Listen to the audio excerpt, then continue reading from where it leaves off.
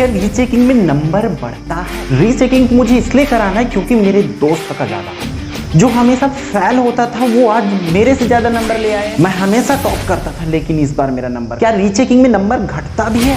मुझे रीचेकिंग कराना चाहिए, रीटोटल कराना चाहिए कि मुझे उत्तर पुस्तिका की कॉपी मंगाना चाहिए? हेलो एवरीवन, आई होप आप सभी लोग बहुत अच्छे होंगे और उतने ही अच्छे तरीकों से बेहतर कर रहे होंगे। तो कंप्लीटली इस वीडियो पर हम लोग बात किसके बारे में करने वाले हैं? भाई रीचेकिंग के बारे में। क्योंकि बहुत से बच्चे, हमने कम्युनिटी पोस्ट भी डाले थे, उसमें से बहुत से बच्चे जो है असंतुष्ट दिखे, मतलब उनको कहीं ना कहीं लगता था कि उनकी मार्क्स जो है और भी बेहतर आ सकता था, बट बहुत ज़्यादा मार्क्स कटे, इसलिए उनको रीचेकिंग कराना है। जो उनको उम्मीद था, उम्मीद से बाहर की नंबर आए। तो इस वीडियो में हम लोग एक्चुअल में देखेंगे कि रीचेकिंग कराना किनको चाहिए और भेड़ चाल नहीं चलना है। भेड़ चाल नहीं चलना इसका मतलब ये है, समझते चलो कि रीचेकिंग किसको कराना है इस पॉइंट से ही, कि हम करते क्या है कि अगर दोस्त जो है रीचेकिंग करा रहा है तो मैं भी रीचेकिंग करा दूंगा। अगर दोस्त का मेरे से ज्यादा नंबर आ गया तो मुझे रीचेकिंग कराना है, या मैं पहले क्लास में टॉप करता था लेकिन इस बार मैं सेकेंड आ गया, थर्ड आ गया, फोर्थ आ गया, इसलिए रीचेकिंग कराना है। ये सब पॉइंट्स को आपको समझना पड़ेगा। रीजन ये बना रहे हो तो मेरे हिसाब से आप रीचेकिंग मत करवाओ। और बहुत से बच्चों का कॉल इस पर आ रहा है, इसलिए मुझे ये वीडियो बनाना पड़ रहा है कि क्या रीचेकिंग में नंबर कटेगा तो नहीं, क्या रीचेकिंग में नंबर मेरा और भी कम हो जाएगा? भाई अगर आपको ऐसा डर लग रहा है ना, मैं कॉल में भी यही रिप्लाई कर रहा हूँ। जो बच्चे मुझसे कॉल किए हैं, बात की, उनको पता होगा। अगर आपको ना नंबर कटने का डर है तो आप रीचेकिंग ही मत करवाओ। क्यों? क्योंकि आप कॉन्फिडेंट ही नहीं होना भाई, कि आपको और अभी भी डर है कि आपका नंबर कट सकता है। मतलब आपको आपके आंसर जो लिखे हो उस पर डाउट है, आपको अपने आप ऊपर डाउट है कि और भी नंबर कट सकते करके। आपको ये नजर नहीं आ रहा है कि टीचर की गलती की वजह से मुझे कम नंबर मिला करके। अगर आपको नंबर कटने का डर है तो आप रीचेकिंग ही मत करो, सीधी बात है, या रीटोटल मत करवाओ। आपको जो है उसमें संतुष्ट होना पड़ेगा। और कुछ बच्चे ये सोचते हैं कि मेरे दोस्त का कैसे ज्यादा नंबर आ गया मेरे से, कैसे उसका ज्यादा नंबर आया। अगर ये सोच है आपके दिमाग में ना, तो भी आप रीचेकिंग मत करवाओ, सीधी बात है।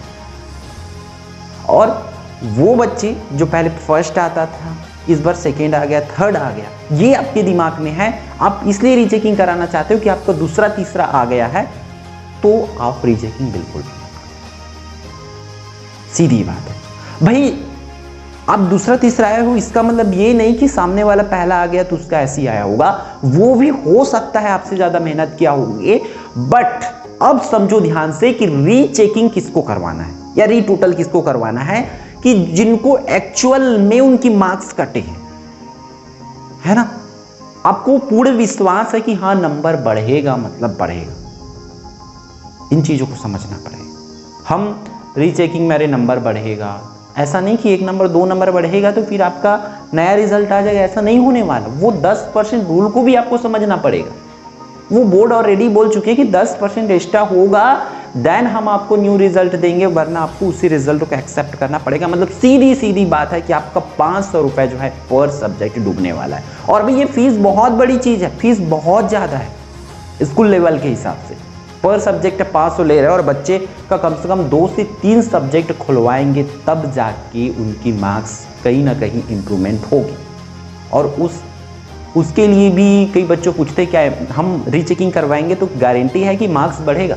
भाई ऐसा कोई गारंटी वगैरह नहीं है, श्योर नहीं है कि वो बढ़ेगा कि नहीं बढ़ेगा, वो आपकी कॉपी के ऊपर है। अब तो बल्कि और बारीकी से आपकी जो है चेक होगी, ठीक है। इन चीजों को समझना पड़ेगा। लेकिन एक चीज और जान लो, कई बच्चों को ये भी सवाल रहता है क्या उसमें नंबर कटता है? तो नंबर नहीं कटते भाई, लेकिन आपको कटने का डर है ना, तो रीचेकिंग मत करवाओ। क्योंकि आपको आपकी आंसर शीट के ऊपर भरोसा नहीं है, बट भरोसा है तो करवा लो भाई रीचेकिंग, रिस्क लेके करवा लो। रीचेकिंग का जैसे कि आप करवाओगे, आई थिंक ये बोर्ड आपको दिख रहा होगा, तो रीचेकिंग का जो है, ठीक है, सीधी बात है, आपको 500 रुपये लगेगा पर सब्जेक्ट।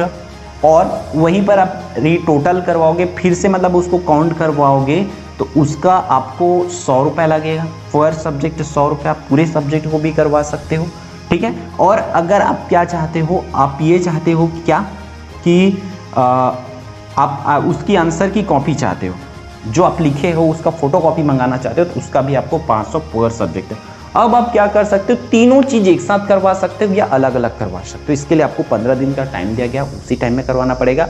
और 2 तरीके से होता है, एक तो आप ऑनलाइन करा सकते हो। ऑनलाइन कराने के लिए सिंपल से आप रिजल्ट जहां पर चेक करोगे ना, तो रिजल्ट चेक करना है तो उसमें नीचे में लिखा रहता है क्लिक फॉर RVRT ऐसा करके, उसमें क्लिक करना है। फिर जिसके पास भी फ़ोन पे गूगल पे चलाते हैं उस मोबाइल से आप करोगे तो इसलिए वो हो जाएगा अप्लाई। क्लियर है? तो ये चीज़ों को आपको समझना पड़ेगा। अंडरस्टैंड?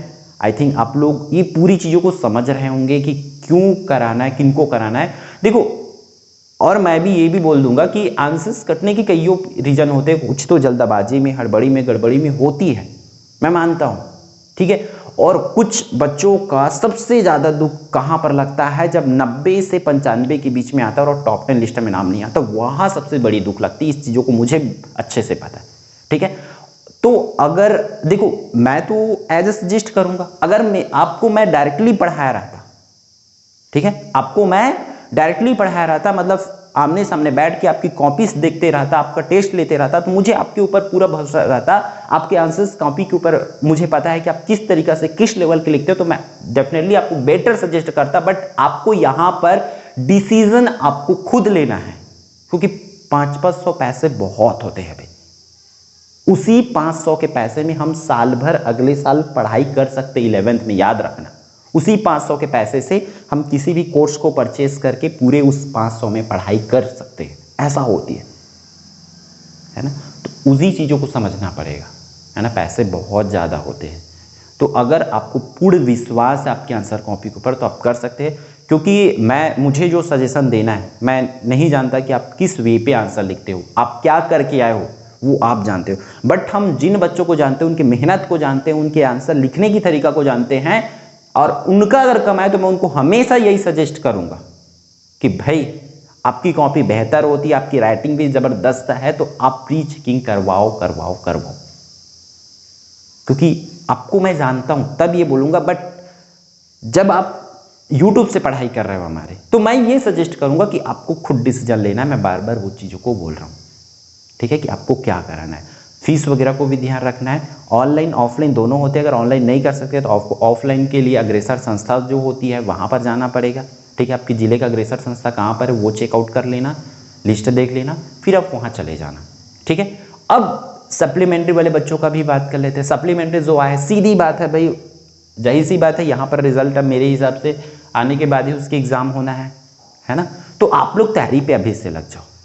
आपको वही मॉडल पेपर, वही हम प्रैक्टिस सेट जो प्रोवाइड कराए वही पढ़ना है। जो बिलीव करके पढ़े आज उसकी नतीजा आप लोगों के सामने है, ठीक है। जिसको बिलीव था हम पर, उनकी नतीजा आप लोगों के सामने है। सब अच्छे से अच्छे मार्क्स लेकर आए। आप लोग चैनल पर उनकी इंटरव्यूज़ भी देख रहे हैं, है ना।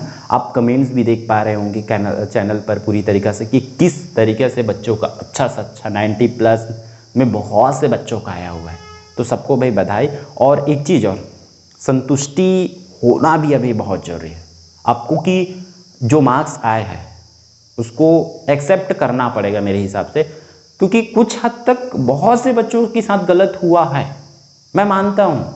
कितनी दिल से बुरा लग रहा होगा, कितनी अपने आप में टूटा हुआ फील हो रहा होगा, मैं जानता हूँ। बट हम उस टूटे हुए मन से आगे नहीं बढ़ सकते।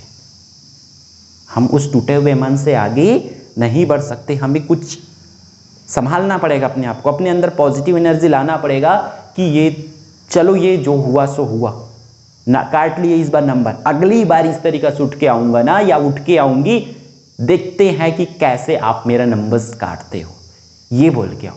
बहुत से बच्चे, और YouTube का, भाई YouTube का देख रहा हो, चाहो तो बिना कोई बहाना के इस YouTube से भी बेहतर वे से पढ़ाई कर सकते हो। 12th टॉपर भी YouTube से पढ़ी थी और आज उसका रैंक 1 आया है, आप लोगों को बता दो तो, ठीक है। इसलिए आप लोग भी चीज़ों को समझो और लगन से पढ़ाई करो। आपको डे 1 से लगना पड़ेगा किसी भी एग्जाम के प्रिपरेशन का। ऐसा नहीं कि एग्जाम डेट आएगा तब जाके पढ़ोगे, 2 दिन बाकी रहेगा 4 दिन पढ़ोगे, ऐसा कुछ नहीं होने वाला। आप लोगों को डे 1 से लड़ना पड़ेगा, मैदान में उतरना पड़ेगा।